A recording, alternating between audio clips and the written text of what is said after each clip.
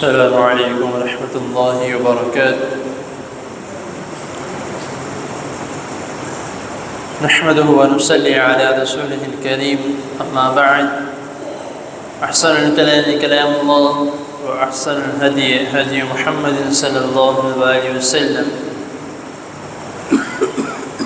حضرت محترم، غسل کے متعلق چند باتیں آپ کے سامنے بیان کرنے والا ہوں۔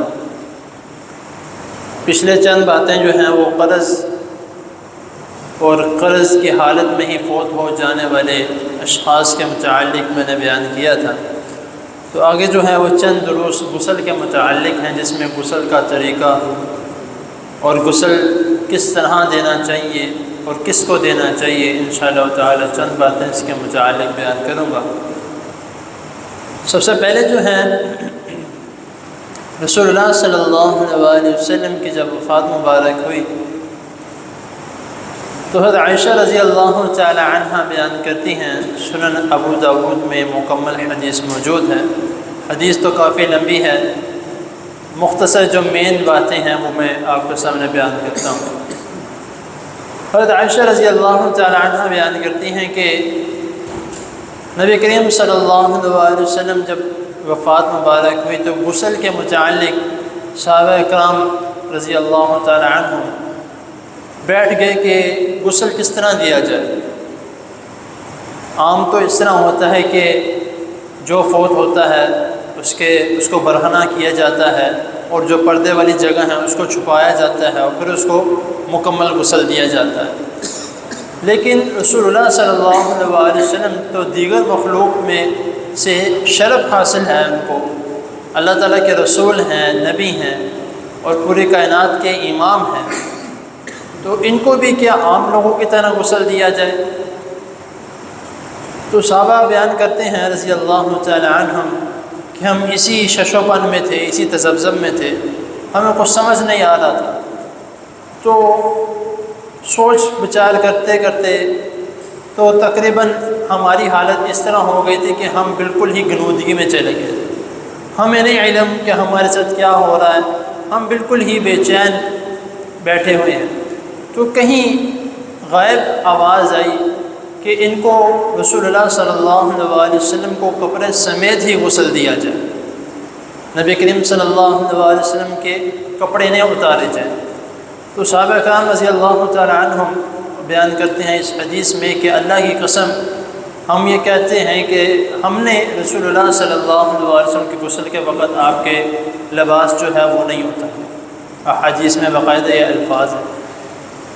تو نبی کریم صلی اللہ علیہ وسلم کو باقاعدہ جو ہے صحابہ کرام رضی اللہ تعالی عنہم بیان کرتے ہیں کہ غسل اسی طرح دیا گیا، لیکن نبی کریم صلی اللہ علیہ وسلم کا لباس نہیں اتارا گیا۔ یہ رسول اللہ صلی اللہ علیہ وسلم کو شرف، جس طرح ہم امت مسلمہ ہیں، رسول اللہ صلی اللہ علیہ وسلم کی امت ہیں، جس طرح ہمیں اللہ رب العزت نے ایک رتبہ دیا ہے تو نبی کریم صلی اللہ علیہ وسلم کو بھی اس سے بھی زیادہ رتبہ دیا ہے۔ تو اسی لیے یہ نبی کریم صلی اللہ علیہ وسلم کا ایک معجزہ سمجھ لیں، یا نبی کریم صلی اللہ علیہ وسلم کے متعلق جو اللہ تعالیٰ نے عزت ڈالی ہے وہ سمجھ لیں۔ تو یہ نبی کریم صلی اللہ علیہ وسلم، اس سے پہلے کسی بھی نبی کے لیے اس طرح کا کوئی بھی ذکر نہیں ہے کہ کسی نبی کی اتنی عزت کی جائے۔ ہاں، سب کی عزتیں، سب کا رتبہ اپنی اپنی جگہ ہے، لیکن رسول اللہ صلی اللہ علیہ وسلم کا قرآن و حدیث میں اللہ تعالیٰ نے بہت مرتبہ بیان کیا ہے۔ تو اسی لیے ہمیں اکثر لوگ جو ہیں کئی باتیں سننے کو آتی ہیں کہ اس وقت آپ کو غسل نہیں دیا گیا، آپ کو اسی طرح جو ہے وہ تدفین کر دی گئی۔ پھر کچھ لوگ کہتے ہیں کہ نہیں، نبی کریم صلی اللہ علیہ وسلم کی تدفین نہیں کی گئی تھی، آپ کو اللہ تعالیٰ نے ایسے ہی اٹھا لیا۔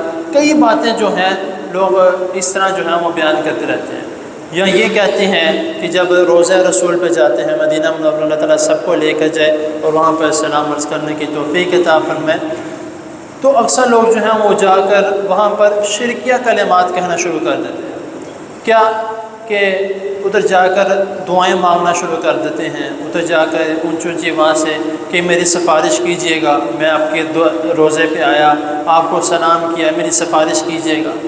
اس طرح کے کلمات کہتے ہیں کہ نبی کریم صلی اللہ علیہ وسلم اندر ہماری باتیں سن رہے ہیں۔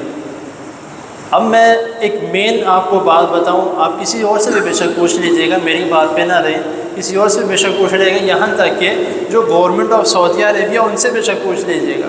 ہم یہ سمجھتے ہیں کہ نبی کریم صلی اللہ علیہ وسلم کی جو قبر مبارک ہے وہ روضہ رسول جہاں سے ہم گزر کے جاتے ہیں وہاں پر ہے، وہ نبی کریم صلی اللہ علیہ وسلم کی جو قبر مبارک ہے اس سے کافی دور ہے، کافی پیچھے کر کے ہے۔ ہم یہ سمجھتے ہیں کہ بھائی بالکل ساتھ ہی ہے، کچھ لوگ اندر دیکھتے ہیں کہ میں نے اندر روشنی چلتی ہوئی دیکھی، اور تقریباً جو ہے جو فرش ہے مدینہ منورہ کا اس سے کافی زیادہ نیچے ہے۔ تو ہم جو ہیں وہ اکثر لوگ جو ہیں، میں نے ایک بھائی مجھے کہتا ہے کہ میرا دوست وہاں پہ گیا تو اس نے جا کے وہاں سے وہ گزرا تو وہ کہتا ہے کہ میں نے اپنی آنکھوں سے اندر روشنی پھرتی ہوئی دیکھی ہے۔ تو میں نے کہا بھائی باقی لوگ بھی وہاں پہ موجود تھے، اگر اس طرح کی بات ہوتی پھر تو گرینڈ نیوز بن جاتی، پورے ملک میں یہ بات پھیل جاتی۔ میں کہ اس طرح کا کوئی بھی عمل نہیں ہے، ہمیں نہ ہی شرکیہ کلمات سوچنے چاہیے، نہ شرکیہ کلمات بولنے چاہیے۔ احادیث میں جو رسول اللہ صلی اللہ علیہ وسلم ہے وہاں تک محدود ہے، اگر اس کو ہم باہر نکالیں گے تو ہم گمراہ ہو جائیں گے، کوئی گمراہ کا شخص جو ہے وہ اس کے لیے ٹھکانہ جہنم ہی ہے۔ تو جو رسول اللہ صلی اللہ علیہ وسلم نے بتایا ہے اور صحابہ کرام نے نبی کریم صلی اللہ علیہ وسلم کے متعلق بتایا وہ ہمارے لیے بہترین نمونہ ہے، اس کے علاوہ نہیں۔ اللہ تعالیٰ کی حضور دعا ہے اللہ تعالیٰ ہمیں جو سنا ہے اس کو سمجھنے کے، اس پر عمل کرنے کی توفیق عطا فرمائے۔ جزاکم اللہ۔